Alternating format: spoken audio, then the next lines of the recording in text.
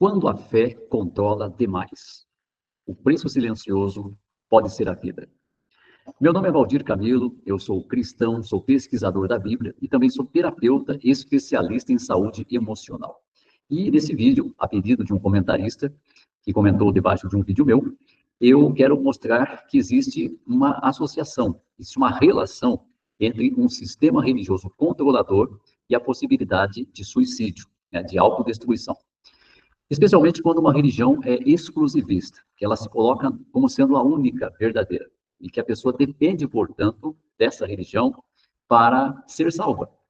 Ela, de fato, ela cria uma situação de dependência total da pessoa, porque a pessoa, dentro da religião, pode ser salva se for obediente. Fora da religião, ela não tem condição de ser salva. Se ela perder esse vínculo, ela pode perder a sua identidade. Ela começa a se sentir indigna, inútil, incapaz, né? Uma pessoa condenada, a menos que ela retorne para a religião. Então, isso pode causar distúrbios profundos, em sentido emocional e também na saúde física. E não devemos deixar de falar da saúde espiritual, né? E essa questão de exclusividade religiosa, Jesus sempre combateu. Veja o que ele falou e no relato de Marcos 9, versículos 38 a 40, diz o seguinte: João lhe disse, instrutor, vimos alguém expulsar demônios usando o seu nome e tentamos impedi-lo, porque ele não estava nos acompanhando. Olha que interessante. A ideia de exclusivismo, de exclusividade. Então, ali um apóstolo falou para Jesus, olha, vimos alguém expulsar demônios usando o seu nome e tentamos impedi-lo. Por quê? Porque ele não estava nos acompanhando. Ele não estava junto conosco, não fazia parte do nosso time, nosso grupinho. E Jesus sempre foi contra isso. Veja o que ele falou aqui. Mas Jesus disse, não tentem impedi-lo, porque ninguém que faça uma obra poderosa em meu nome pode logo depois falar mal de mim, pois quem não é contra nós é a favor de nós. Olha que interessante. Veja como Jesus não era exclusivista, muito pelo contrário, ele era inclusivista, né? Procurava atrair pessoas a ele para poder ajudar essas pessoas. Infelizmente, algumas religiões se tornaram exclusivistas, né? As chamadas donas da verdade, aquelas que têm o favor de Deus de forma exclusiva. E esse é um problema. É um problema porque a pessoa passa a não ter apenas uma ideia associativa com Deus e Cristo, mas com aquela religião como sendo também outro fator necessário para a salvação dessa pessoa, né?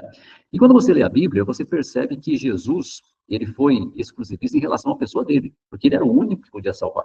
Então, nunca ele foi exclusivista em relação ao grupo que se associava com ele, não. Por exemplo, ele falou em João 14,6, eu sou o caminho e a verdade e a vida. Ninguém vem ao Pai senão por mim. Veja que ele destacava a pessoa dele, porque ele era o Salvador, é o Salvador da humanidade. João 15,1, eu sou a verdadeira videira. João 6,48, eu sou o pão da vida. Então, o destaque é ao nome e à pessoa de Jesus Cristo, e não a uma religião. Esse é o ponto, a uma denominação de forma alguma. Então, uma religião que ela se coloca como sendo necessária para a salvação, sendo que na Bíblia, textualmente, necessário para a salvação é Cristo. Essa religião se coloca no lugar de Cristo, e causa realmente problemas muito graves, porque a pessoa, quando ela sai dessa religião, ou ela é excluída, ela tem uma perda de identidade, porque, afinal de contas, a salvação estava lá, do ponto de vista dela. Fora de lá, ela não é salva, ela não tem salvação. Ela está perdida, e ela está numa situação de risco de perder a vida eterna, imagina só. Então, isso gera crenças disfuncionais, como eu sou indigno, eu não mereço perdão, Deus me rejeitou. É uma coisa que não tem nada a ver com realmente a realidade. Mas, infelizmente, religiões exclusivistas, elas criam essa situação na pessoa que pode, inclusive, levar a uma situação depressiva muito grande, muito grave, e até mesmo a ideias suicidas, né? A questão do rito de pertencimento, né? Porque nas religiões exclusivistas, quando a pessoa entra, ela não está apenas entrando numa relação com Cristo e com Deus. Ela está entrando numa relação com a religião no mesmo nível da relação com Deus e com Cristo. Ela passa a se pertencer a uma religião, né? Então ela fala, eu sou dessa religião. E ela não fala, eu sou cristão, eu sou cristã. Não. Ela entende que ela é cristão, mas daquela religião que para ela é a única verdadeira. Por isso que ela já fala diretamente, eu sou desta religião, desta organização religiosa, desta denominação, né? Enquanto que na Bíblia o termo que identifica os seguidores de Cristo é o termo cristão. Está em Atos 11:26, em que algumas traduções falam que por providência divina ou por orientação divina, os discípulos foram chamados de cristãos.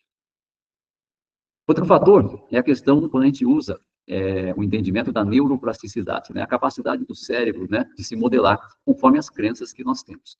Então, o que acontece numa religião que condena muito, que cobra demais, que penaliza muito a pessoa até o extremo, em coisas que a Bíblia nem fala? Existe uma hiperativação da amígdala, tá? A amígdala cerebral. Ela fica sempre em constante medo, vigilância, né? Culpa, aumento de cortisol, que dá um estresse crônico na pessoa. Então, cria formações também de redes neurais associadas à culpa e à vigilância constante.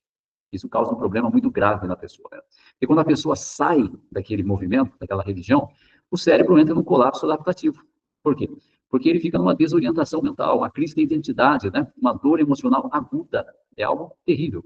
A pessoa, né, é tratada como um morto espiritual e ela se vê assim também. É como tendo uma morte espiritual. E pode confundir com morte literal, como única saída. Então, realmente, é muito grave essa situação que estou trazendo para vocês aqui, né? Outra questão também, que religiões exclusivistas pregam, é um amor condicionado. Ou seja, o amor de Deus depende da obediência, não diretamente a Deus, mas à religião. Ou seja, tem que se obedecer ao que os líderes da religião dizem que é a verdade, que é o certo, entendeu? Então, por conta disso, esse amor se torna condicionado. E a pessoa, quando ela é expulsa, ou quando ela sai mesmo, ela pode acreditar que Deus também a rejeitou, porque ela associou, ela criou uma neuroassociação muito forte entre Deus e a religião. O que a religião prega é como se fosse o que Deus prega. Então, existe esse marketing de autoridade, que é invocar a aprovação divina sobre o grupo de líderes, ou sobre um líder individual. E o problema é muito grave quando a pessoa perde o vínculo com essa religião. Ela pode perder a sua identidade, perder o seu senso de merecimento, o seu sentimento de dignidade, enfim, ela pode perder a própria vida, inclusive, né? E outro problema são as doutrinas escatológicas aterrorizantes. A escatologia é um nome dado para aquilo que a gente sabe da Bíblia relacionado com o fim do mundo, com o fim do sistema, né, com o fim da era, como você queira falar. Então, doutrinas escatológicas são aquelas ligadas ao fim, né, ao fim do sistema, ao fim da era, ao fim do mundo, ok?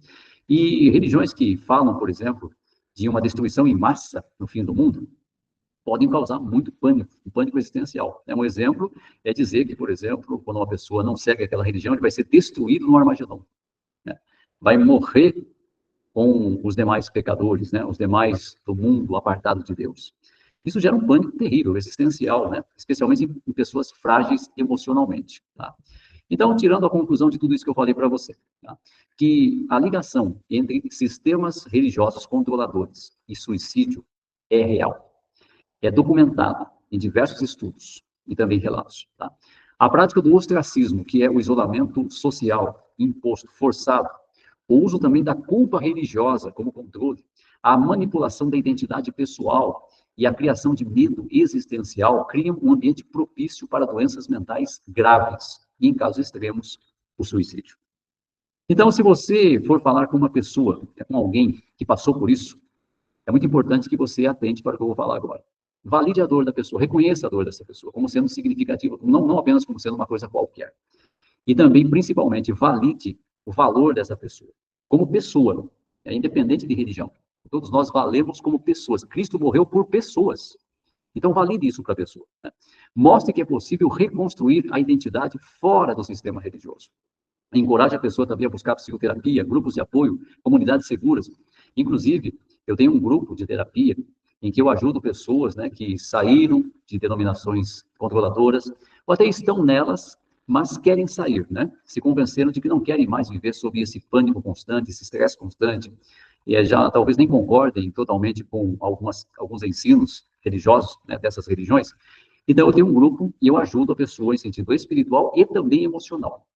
Então, com técnicas, com ferramentas mentais e emocionais do meu método, que é o MSP, o método de substituição de padrões, para que a pessoa consiga ter uma vida de qualidade, uma vida feliz com Deus por meio de Jesus Cristo, porque o único entre nós e Deus, Pai, é Jesus Cristo. Então, é importante dar essa ajuda. Se você quiser saber mais sobre esse grupo de terapia, ou quiser até, inclusive, saber sobre terapia individual, então clica no link aqui embaixo, tá? Você vai entrar em contato comigo e eu vou poder te ajudar melhor, tá bom? E se você está vendo uma pessoa então numa situação, encoraje a pessoa a buscar psicoterapia, né, grupos de apoio, e se houver um risco atual, então incentive a busca por ajuda profissional imediata. É muito importante isso, né? As pessoas precisam de cuidados, né? Jesus ama o ser humano, tanto que morreu pelo ser humano. Deus, Pai, Jeová, ama o ser humano, tanto que ele mandou seu filho para morrer por você, por mim, por nós. Somos preciosos para Deus, né? Então não permita que nenhum sistema anule o seu valor como pessoa.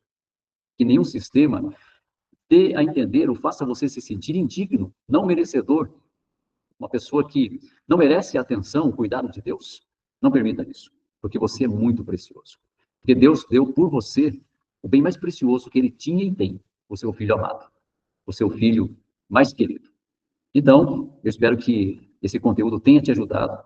Tá? Se inscreva no meu canal, compartilhe esse vídeo com pessoas que precisam receber esta mensagem, porque você pode ajudar muitas vezes. Okay? Grande abraço, fique com Deus e até o nosso próximo vídeo.